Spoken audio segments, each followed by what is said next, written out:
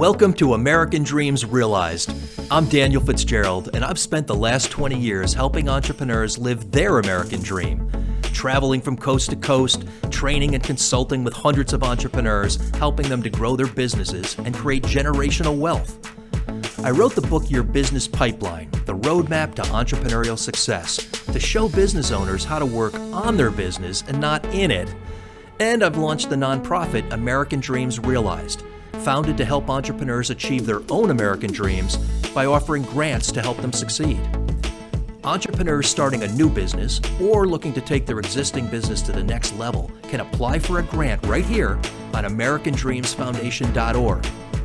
And on this show, American Dreams Realized, I interview leaders, rising stars, and successful entrepreneurs as we uncover how they're living their American dream.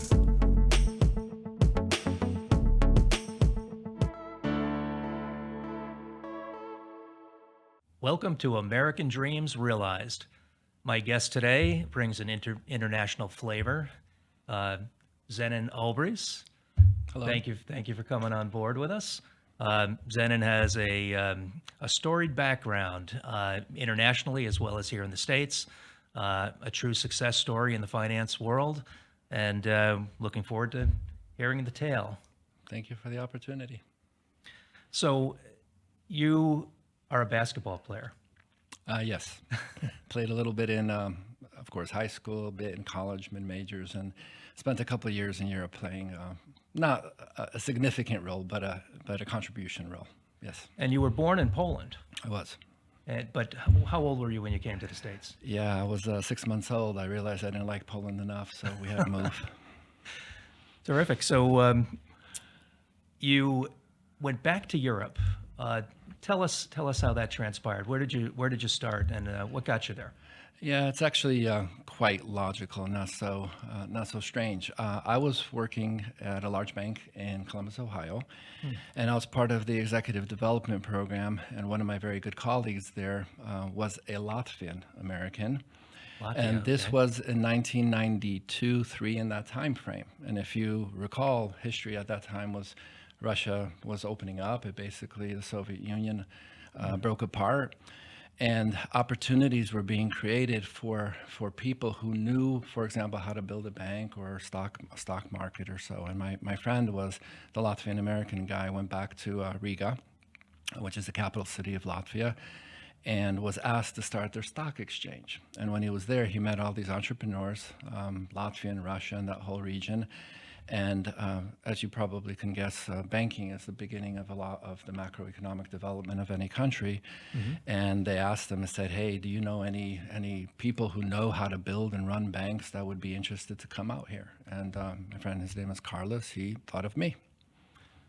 Terrific. So you moved to Latvia and had some pretty good success stories there, right? I think we've got a couple of your clippings, so I hope you don't mind if we throw them up. Of course, yeah. And some of these you may not have seen in a while, but I think they're very interesting. So what was this? Was this an award or a certificate? It is. I wound up spending about four almost 5 years in the country of Latvia, primarily in banking, but banking, insurance, as well as some other businesses.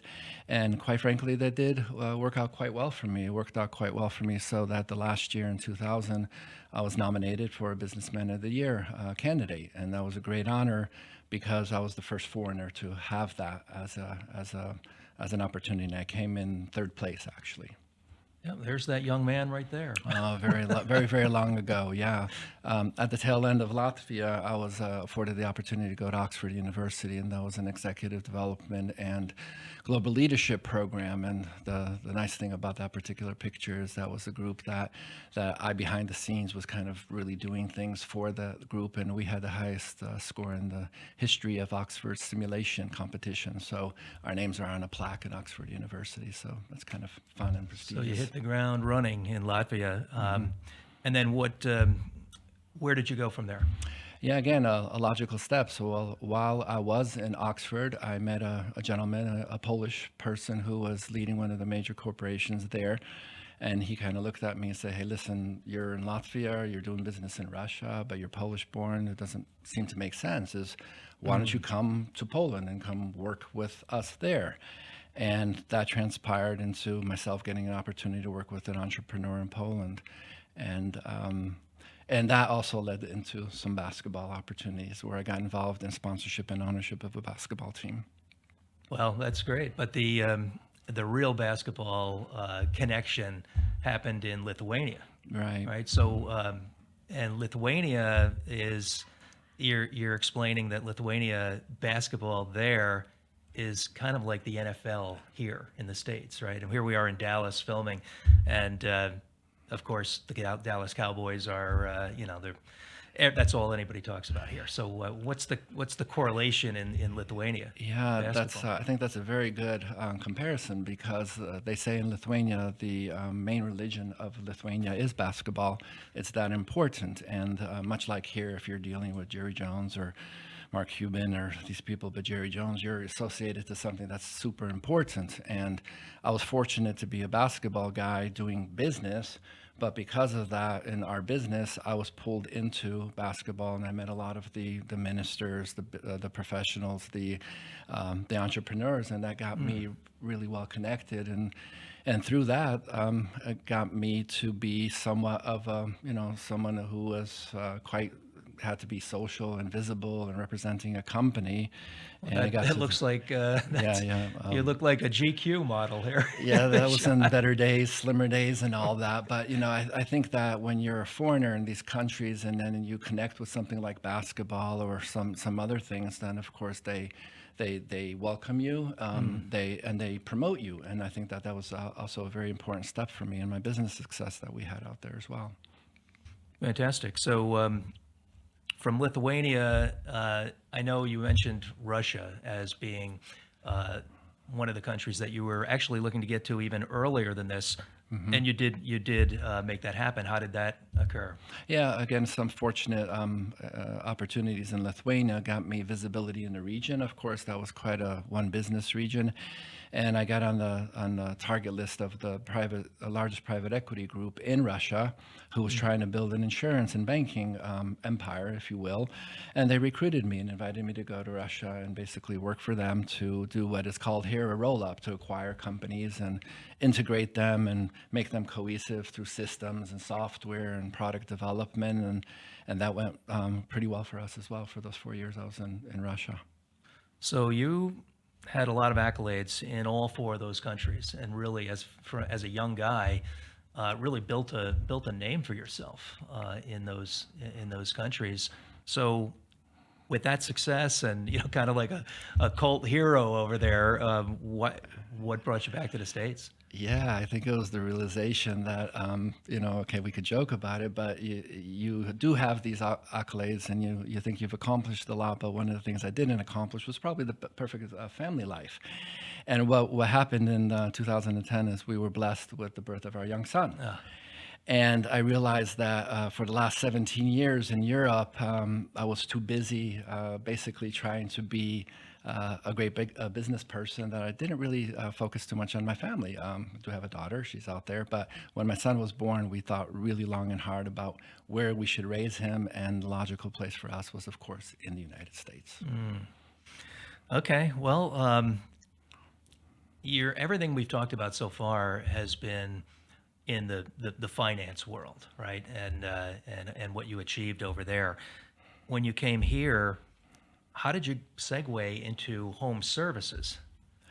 Yeah, it's so the whole idea of coming back to the United States, my wife and I were targeting, actually, of all places, to go to Florida, Miami, but on a trip back to Connecticut, which is where I was raised.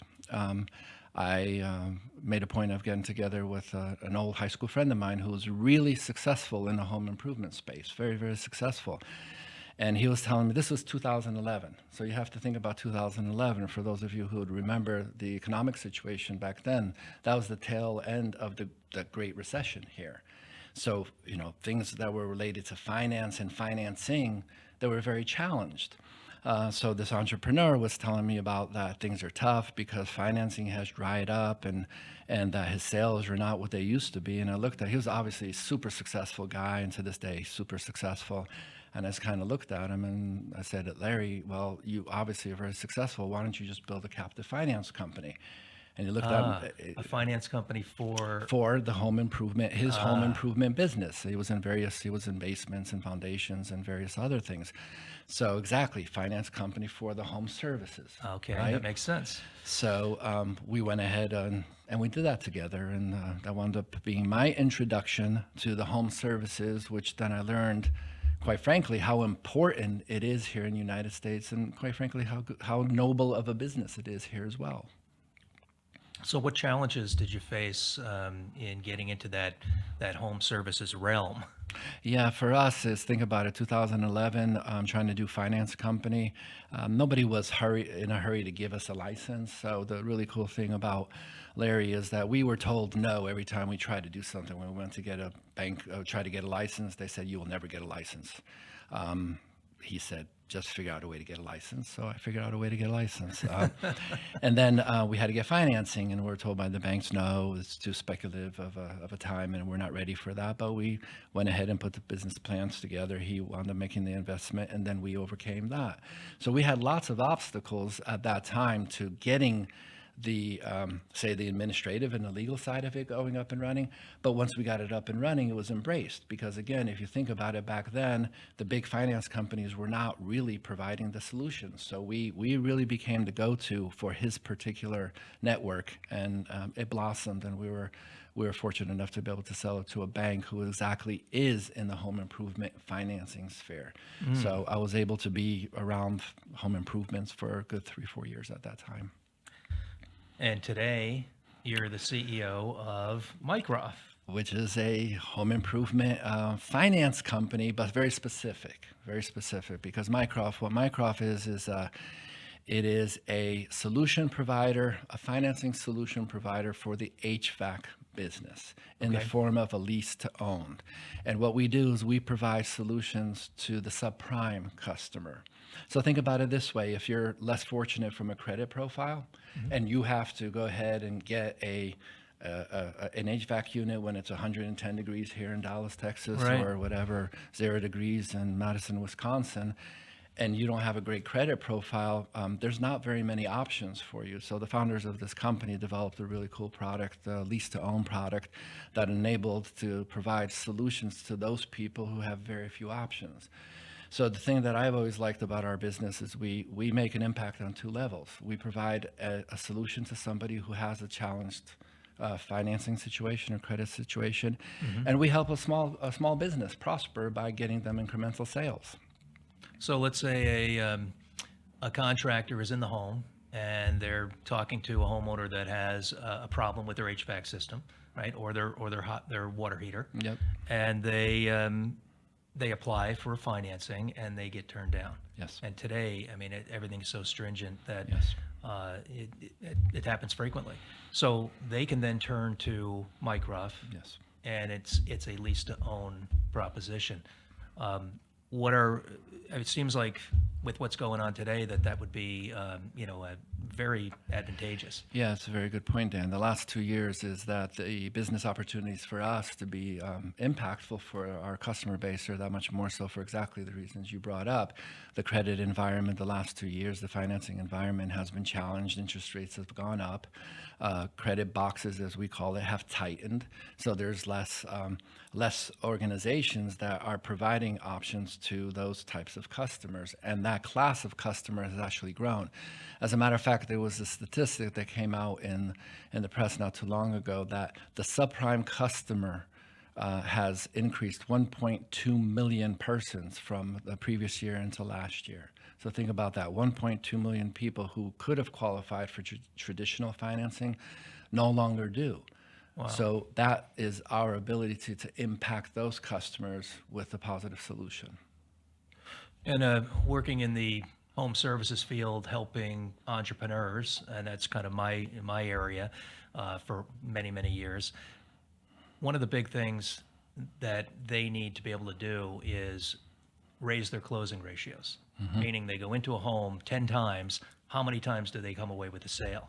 So this is very important if they are dealing with someone who is ready to buy, but they get turned down by the finance company and they don't have the cash to be able to pay right up front. So that's huge, and we're in a tough time right now. So Yeah, I think you know this very well. Is I believe the single most common objection for a customer to be able to take you up on your offer for a home improvement project is I don't have the cash, and now I don't have the credit card capacity in our current environment as well.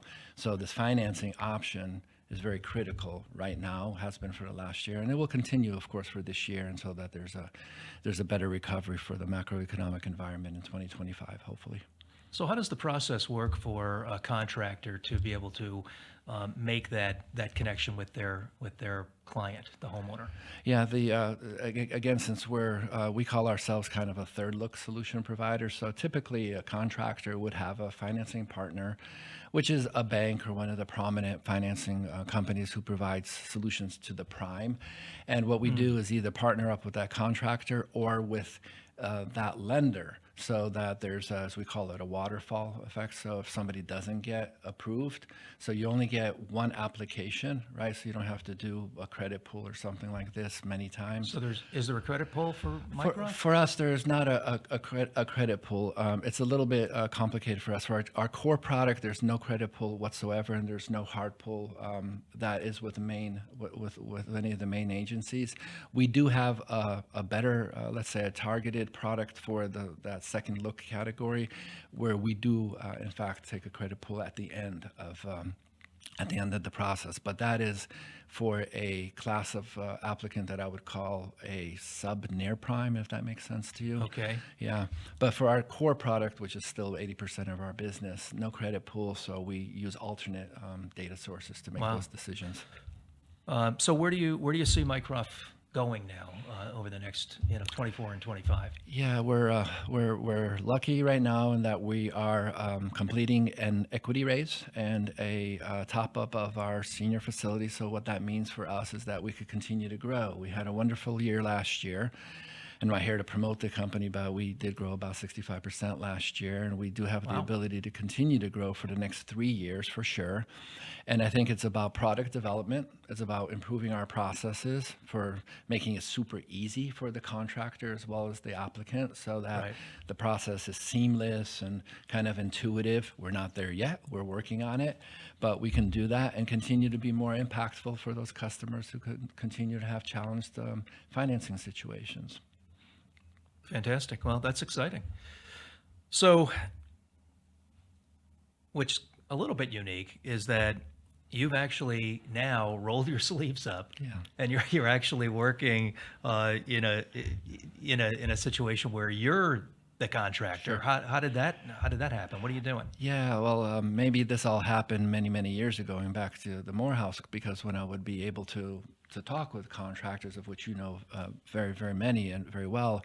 Well, two things is I understood that it is a good business, and it is, again, very impactful, because if you think about it, what you're doing is you're working to either preserve or improve the most important asset for the typical American, the homeowner, right? So you're doing something really noble. So I've always wanted to be directly involved in the home services space, and I was provided an opportunity to join a franchise to get into garage flooring organization and retrofits.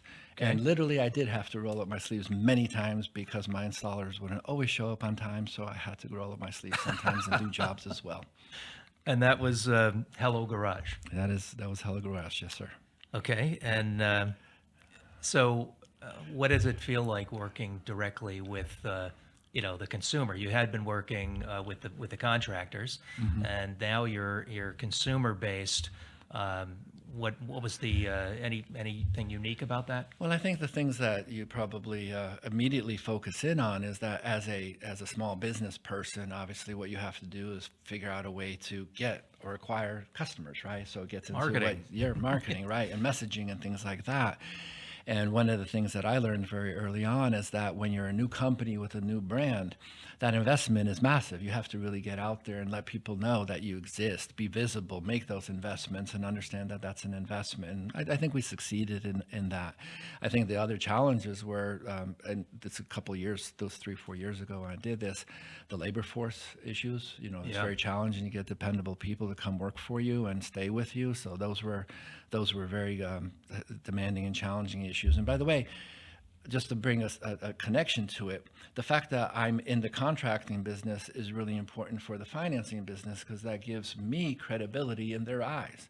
So if True. I'm talking to a contractor about a financing solution and I'm whatever a banker or something, I'm not really interesting to them. But when I mention to them, I know how hard it is to acquire a new customer. I know how hard it is to sell in a home. I know how hard it is to close a deal, and we know how hard it is to fulfill a job with labor, right? So there's a good credibility with that. And I think that with customers, of course, it's always being first and foremost keeping them happy. But the trick I learned is to keep them happy and remain profitable, which is not easy.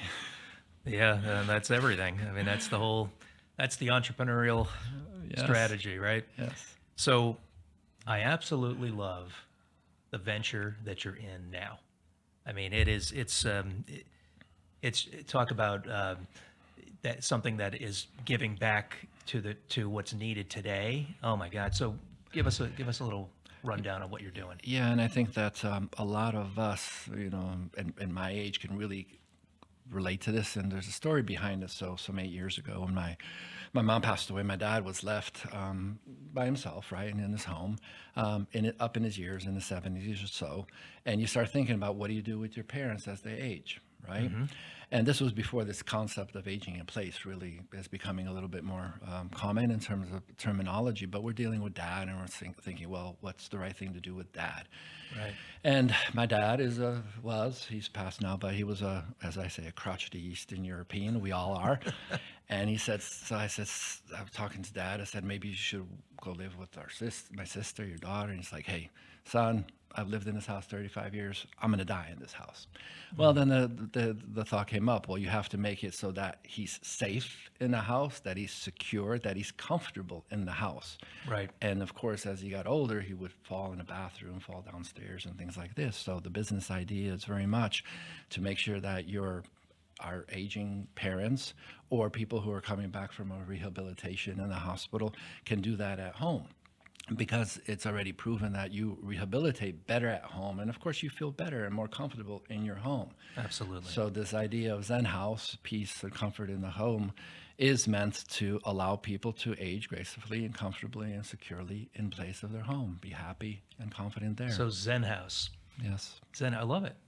And it ties you and your background and your history together. And Zen also has the double entendre, right? It's Yes. you, but it's also it's Zen. So it works. And I'm with you 100%. I think we all can relate. The older we get, we realize our own parents and the baby boomers. I mean, some of the older baby boomers are in that stage themselves.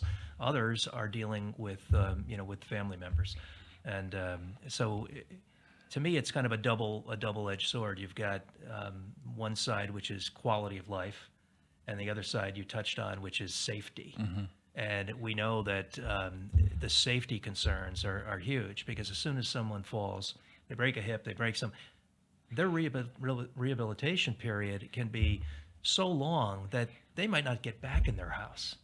So give us a little bit of insight on what the company is doing in there Well, to help them. the main things that we learned is what you have to really be prepared to do is, first of all, it's a mobility solution. So it's things like ramps and maybe lifts, chair lifts and things like this. But I think mobility is first and foremost, so that people can maneuver around their house comfortably.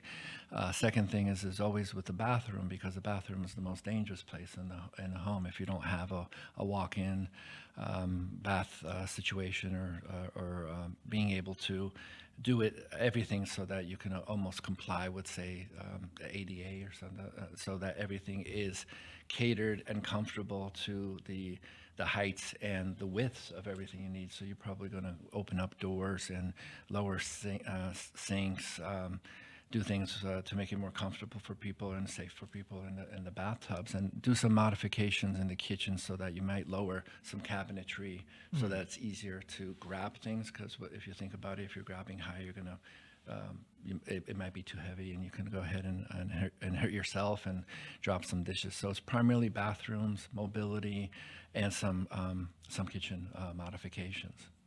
So let's say hypothetically, someone is in the hospital for whatever reason. They're an older person, or they have, or they fell, as we say, and they've rehabilitated there. They're coming out. They're going back home. In order for them to be able to move back into their home, the hospitals will oftentimes mandate that you have whatever is needed. So if it's a wheelchair ramp, if they have those kind of mobility issues, they won't release them until they know that home is ready. So that, and the other alternative is to go into a home, right? And as you say, but they don't want to go into homes, so they want to stay in their home as long as they possibly can. As caregivers, to our parents, we want them in the home as long as possible. So these are huge, just huge opportunities, and really, really needed. Yeah, you said so yourself. It's really, if you look at the United States, the demographics of the United States right now, it is the baby boomers that have the biggest population, then the younger folks as well. But really the baby boomers. So right now, what we're talking about is going to become a very normal part of life as we all age. We're all going to have to think about it for ourselves, and obviously for our parents or our siblings as well. And I think that really, if you think about it, if you can design a business or actually execute on a business that's impactful like this for, again, safety, health, security, I mean, that's probably the best way to go from any kind of a business, right? You're really providing a solution to a critical need for us in the coming years, for sure. So you're headquartered in Atlanta. Yes. And the flagship dealership is in Atlanta right now, being built. The plan is to franchise or create dealerships throughout the country and every market to be able to help. The problem is chronic. Yes, you're absolutely right. But we have to, as you know, when you start a business, you have to walk before you run. So the one thing is to prove out the concept in Atlanta, which is a very good market because it's large, growing, as well as it has a good representation of the aging. And then to your point, it's still not developed if it will become kind of a corporate or licensing model. Probably licensing makes sense. But being here in Dallas, there's already some partners that are interested to monitor our success in Atlanta so that we can replicate this in Dallas and in Houston as well. So will there be packages that homeowners can opt into? Because everyone doesn't need everything. There's different situations where someone comes in, and if it's a wheelchair, there might have to be widening in certain areas, and there might also, in the kitchen, maybe lowering counters or changing out the counters so that most of what they're doing can be done in the lower areas. They can't access the top. So how does this work? Are there packages they can opt into? Yeah, I think that what's important to emphasize is that it's that usual type of a formula that the majority of the jobs, the installations, would be, say, 80% the same, meaning that it's going to be a mobility effort, a ramping, widening, access for the wheelchairs. The other thing that it's going to be is going to be a bathroom retrofit. The kitchen could be a slight modification. So you would say that the key to this is come up with a turnkey solution, because a lot of what I've learned as we've gotten into this business is that the customer is also relying on you to guide them and say, okay, this is the turnkey solution. This is the standard. So we're going to go have the ramps, again, second floor, first floor access to the house, the bathroom modifications, and we can do this in the kitchen. But then, of course, there are some of the specifics, the custom work that can be done as well. And it gets to things that you're saying. There'll be some of the shelving or island modifications to bring them to sizing so that they're comfortable. But the core will be mobility, bathrooms, and some kitchen modifications. And I'm understanding that you've recruited an all-star player in the production side of the business, which of course is the hands-on part of it. Yeah, very much so. It's critical. The gentleman Bradley Hall who's joined and doing this. He's 20 some years building homes, custom homes, and was very, very interested in the idea because he also understands the need for it. But he also obviously has great experience doing it over 20 some years. And a thing I learned from my Hello Garage is that, hey, you really have to have practical hands-on experience to get this right. It is about quality. It's about efficiency. It's about doing it well. So I'm fortunate to have a very solid partner like him. Fantastic. So, Zenon, from a 28-year-old guy moving to Latvia and winning awards and, in places like Oxford, of all places, to coming back to the States, using everything you built and learned and all of your credibility to set up financing companies here and take Mycroft and Finance Alternative and turn it into a huge success story, to the hands-on stuff with Hello Garage. And now, again, I love the Zen House concept. And, I think that's the future that's really needed. And I think it's a great idea. And I think it's going to be incredibly successful. So what else would you like to let us know in conclusion? Well, maybe since we're really talking about really a business and all, I think that through all those experiences in the different countries over many of the years, the thing that I explain to young entrepreneurs about ideas in business is that probably the most important thing is the right idea at the right time. Timing of a business idea is critical. It was actually the thing that, as I reflect on even Morehouse, why that was successful, it was a time that was needed because there wasn't a lot of competition. If you think about what Zen House is, it's the timing. This is an aging population that needs aging in place solutions. So I believe that this will be a very good business as well. So if you're focusing on finding a solution, is really, you might have some good ideas, but really pay attention to the time. Hey, Mycroft, the last 2 years, because of the credit challenges, the timing of being in the market at that time was what the success was last year for our growth. So yeah, pay special attention to the timing of your ideas and run hard to execute on those ideas to be prepared for the right time. Zenon Olbrys, fantastic guest, and living the American dream. And that's what this is all about. Thank you very much for coming on board today. It was great to hear your story. Thank you for having me. All right. So entrepreneurs, if you're starting a business or you have an existing business and you want to take it to the next level, you can apply for a grant from American Dreams Realized. It's a nonprofit, AmericanDreamsFoundation.org. Apply for the grant and begin the journey to living your own American dream.